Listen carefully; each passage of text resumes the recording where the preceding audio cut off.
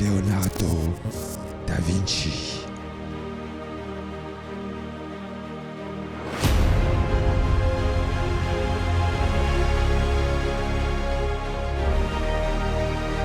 Exceptional. And the piece is sold.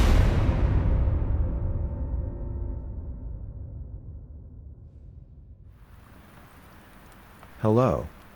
The exhibition in Paris on Leonardo da Vinci was truly fantastic. It took place in the Louvre Museum from October 2019 and February 2020. Come with me and have a look at the 7 things that made this exhibition so exceptional.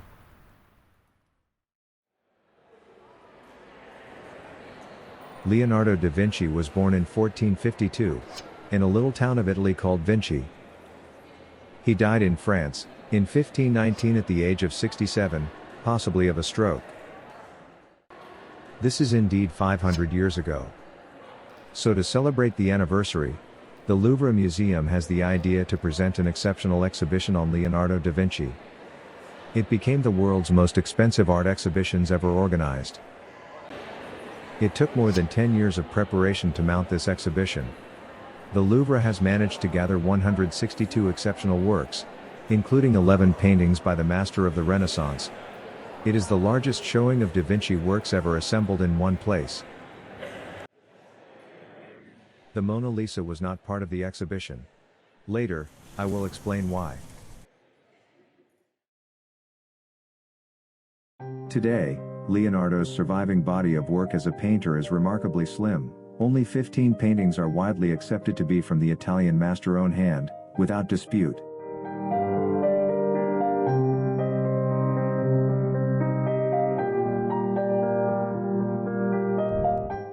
In 1516, when Leonardo came to France to work for Francis I, at the time the King of France, he brought with him a few paintings. And the king bought all of them.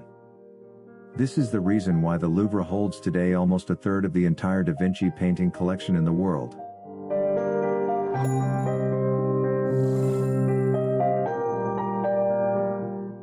The curators have managed to get 6 Leonardo's paintings on loan to add to the museum's own 5, bringing the total to 11.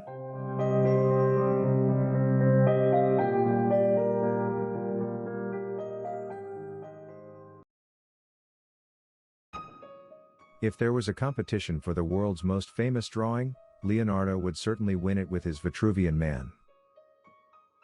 The heritage conservation group, Italia Nostra, tried to block the loan of the Vitruvian Man to the Louvre Museum in a last-minute court action, on the grounds that it was too fragile to travel. By luck, the court threw out the case a few days before the opening, allowing the drawing to be shown at the exhibition for 8 weeks only. It is extremely fragile. This is a drawing made with ink, on sheet of paper of a size similar to a standard A4 paper. It is believed to have been drawn more than 500 years ago, around 1490. The Vitruvian Man is rarely displayed, because this very delicate piece of paper cannot be exposed to light for long periods of time. As you may understand, light exposure could damage the paper sketch. The Vitruvian Man represents a man ideally proportioned, with 4 legs and 4 arms, allowing him to take 16 poses simultaneously inside a square and a circle. This is a synthesis of Leonardo's reflection on a male body of ideal proportions. At $370 million, ladies and gentlemen. 400 million.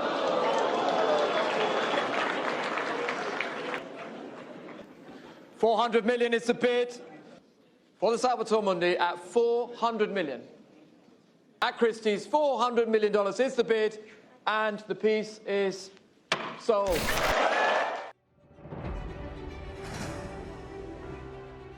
On a historic night at Christie's in New York, the painting Salvator Mundi, a depiction of Christ as the Savior of the world by Leonardo da Vinci, sold for $450 million to a Saudi investor. Salvador Mundi became the most expensive painting ever sold at auction.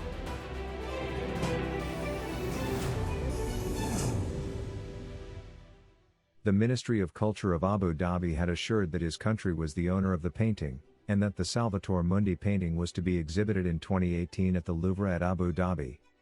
But to general surprise, The Emirati Museum announced the postponement of the exhibition and no one has ever heard about the painting anymore.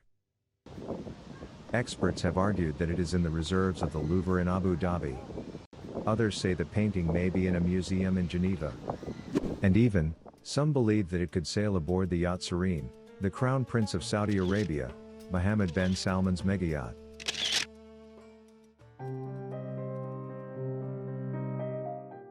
Unfortunately, the Salvador Mundi was not part of the exhibition in Paris, but another version, a little larger, was presented in the exhibition. This version is attributed to Marco Dojano, a student of Leonardo da Vinci.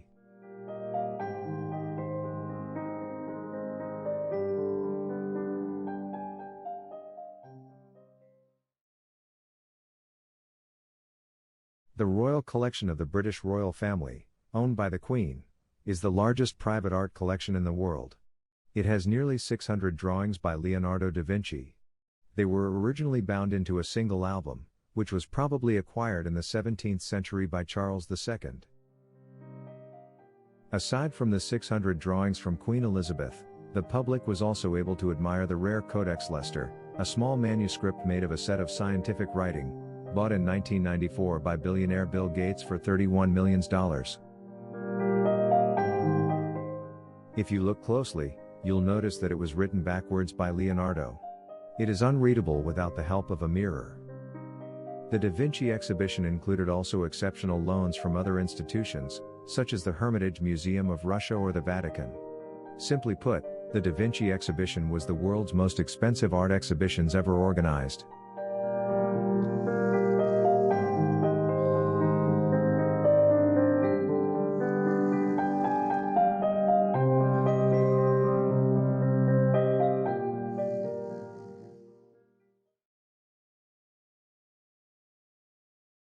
With the help of infrared imaging technology, which basically create an X-ray of the painting, the exhibition wanted to provide a deeper understanding of Leonardo's working methods.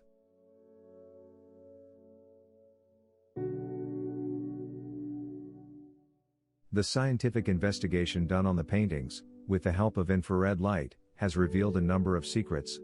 The multiple layers of drawings discovered beneath Leonardo's finished paintings, and all the changes made during the pictorial execution, permitted to understand the meaning and also the evolution of each painting. The examinations were able to make also new relationships between some drawings and some paintings.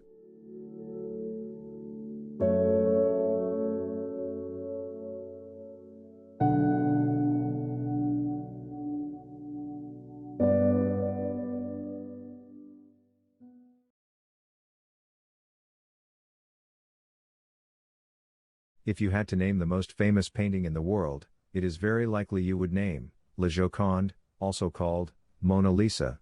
It is the jewel of the Louvre Museum, and one of the iconic artworks that immortalize the name, Leonardo da Vinci. The curator decided that Mona Lisa should remain in the gallery, where it is normally displayed. It would have dragged far too many people, so the organizers decided that the world's most famous painting should remain in the room called Salle d'État, its normal home, to help avoid overcrowding.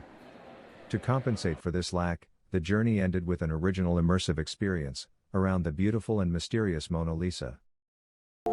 It's something completely new. It's the first time that we are using virtual reality for an experience for the visitors within the Louvre. We worked with a 3D modeler specialist. We did 1,000 back and forth to find the good expression.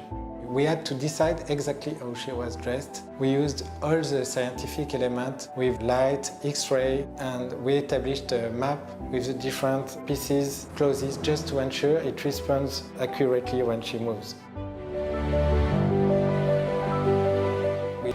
The overall experience will enable the visitors to open their eye to the Joconde and to Mona Lisa, and maybe to open their mind also. It's quite difficult to look at the most famous painting of the world. What I am seeing when I'm looking at Mona Lisa, and the VR will help visitors to understand what is behind the curtain. If you've learned something today, don't forget to give us a like and to subscribe to the channel. Bye bye.